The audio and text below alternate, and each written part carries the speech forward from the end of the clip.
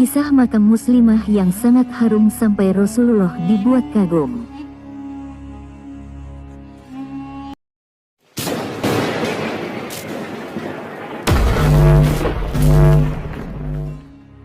Assalamualaikum warahmatullahi wabarakatuh. Ketika Rasulullah berisra Mi'raj, beliau mencium aroma yang sangat harum dari sebuah makam.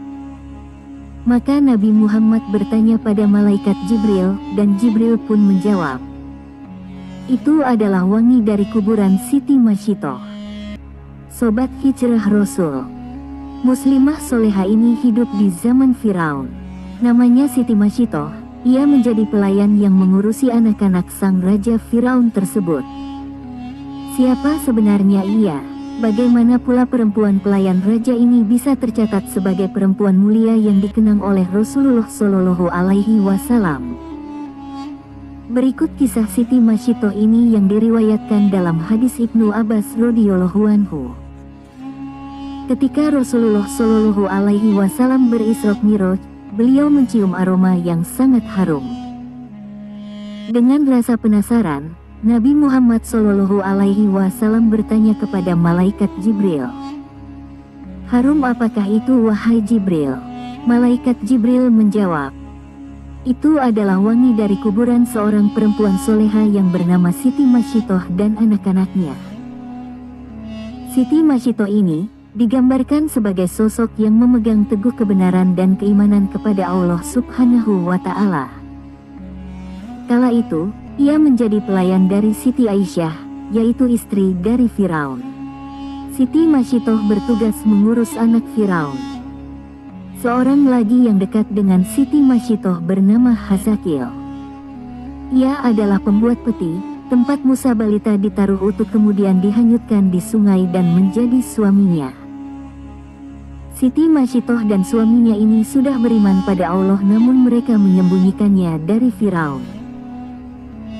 Namun suatu ketika, Masyitoh menemukan suaminya telah meninggal dengan cara mengenaskan, yang ternyata dibunuh oleh Firaun karena ketahuan sebagai pengikut Nabi Musa alaihi salam. Masyitoh sangat sedih melihat kondisi suaminya itu. Namun ia bersabar dan berserah diri kepada Allah. Ia berkeluh kesah ke istri Firaun, Siti Aisyah. Sang istri raja ini pun memberikan nasihat agar Masyitoh dan anak-anaknya sabar. Namun, ia bisa membaca isyarat dari Siti Masyitoh yang beriman kepada Allah. Di akhir nasihatnya, Asyah mengatakan bahwa selama ini dia juga beriman kepada Allah, tapi menyembunyikan di hadapan suaminya. Sepeninggal suaminya, seperti biasa Masyitoh menjalankan tugasnya sebagai perias putri Firaun. Ada kisah sepele, tapi berdampak besar. Gara-gara sisir yang terjatuh, akhirnya terungkap jati diri Masyitoh. Saat itu Masyitoh sedang menyisir rambut anak Firaun. Tiba-tiba sisir dalam genggamannya itu terjatuh. Ketika ia hendak mengambil lagi sisir tersebut, bibirnya refleks mengucapkan Bismillah. Ucapan itu membuat anak Firaun terkejut. "Apakah ucapan yang kamu maksud adalah Bapakku?" tanya anak Firaun. Siti Masyitoh dengan jujur mengatakan bahwa maksud kata itu ialah Tuhan sesungguhnya, bukan ditujukan untuk Firaun. Yaitu Robku, juga Rab ayahmu, yaitu Allah. Karena tiada Tuhan selain Allah, kata Masyitoh. Jawaban itu membuat anak Firaun tersinggung. Berarti ada Tuhan lain kecuali bapaknya. Anak Firaun itu mengancam melaporkan keyakinan Masyitoh tersebut kepada bapaknya. Namun Masyitoh tak gentar, karena ia yakin Allah adalah Tuhan yang sebenarnya, bukan Firaun. Laporan anaknya membuat Firaun murka.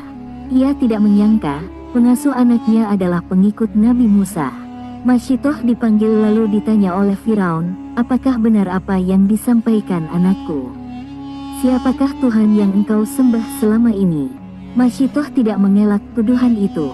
Dengan tegas dia mengatakan, "Betul, bahwa tiada Tuhan selain Allah yang sesungguhnya menguasai alam dan isinya." Jawaban itu membuat Firaun semakin marah. Dia memerintahkan para pengawal menyiapkan minyak mendidih di dalam tembaga besar. Wadah panas itu untuk menggodok Masyitoh beserta anak-anaknya. Pemandangan itu disaksikan masyarakat luas. Sebelum dimasukkan ke minyak panas, Masyitoh diberi kesempatan sekali lagi untuk memilih. Dia dan dua anaknya selamat jika mengakui Firaun sebagai Tuhan. Sebaliknya, nyawanya terancam jika tidak mau mengakui ketuhanan Firaun. Sebagai perempuan beriman dan meyakini Allah Ta'ala, Siti Masyitoh tidak gentar terhadap ancaman Firaun. Ia tetap yakin Tuhan yang sesungguhnya hanyalah Allah, bukan Firaun. Pendirian Masyitoh semakin mempermalukan Firaun. Raja kejam itu memerintahkan pengawalnya melemparkan anak Masyitoh satu persatu di hadapan ibunya. Hingga yang terakhir bayi yang sedang menyusu dalam pelukan Masyitoh.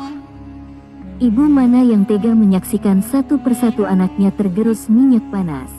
Ketika giliran bayi terakhir akan dimasukkan tembaga panas, Masyitoh sempat ragu. Kekuasaan Allah menciptakan bayi itu tiba-tiba bisa bicara. Jangan takut dan jangan menangis wahai ibuku. Karena kematian kita akan mendapat ganjaran dari Allah Ta'ala, dan pintu surga akan terbuka menanti kedatangan kita. Kekuatan anaknya seketika membuat keraguan Masyitoh hilang. Dengan rasa yakin dan ikhlas kepada Allah, Siti Masyitoh dan bayinya terjun ke minyak mendidih. Ajaib, begitu minyak panas menggerus raga orang-orang istiqomah itu, tercium wangi yang sangat harum dari dalam kuali itu. Allah telah membuktikan kepada hamba-hambanya yang istiqomah. Ketika Masyitoh dan anak-anaknya dilemparkan satu persatu ke periuk, Allah terlebih dahulu mencabut nyawa mereka sehingga mereka tidak merasakan panasnya minyak mendidih. Tulang belulang Masyitoh bersama anak-anaknya dikubur di suatu tempat hingga mengeluarkan wangi yang sangat harum. Aroma itu tercium oleh Rasulullah ketika perjalanan Isra Mi'raj. Itulah kuburan Masyitoh bersama anak-anaknya, kata malaikat Jibril. Sobat Hijrah Rasul, demikianlah kisah seorang perempuan soleha bernama Siti Masyitoh, yang tetap teguh memegang keimanannya walaupun dihadapkan pada bahaya yang akan merenggut nyawanya dan keluarganya. Dan Allah Ta'ala pun memuliakannya.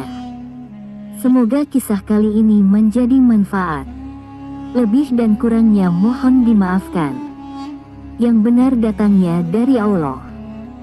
Hilaf atau keliru itu datangnya dari saya pribadi sebagai manusia biasa. Assalamualaikum warahmatullahi wabarakatuh.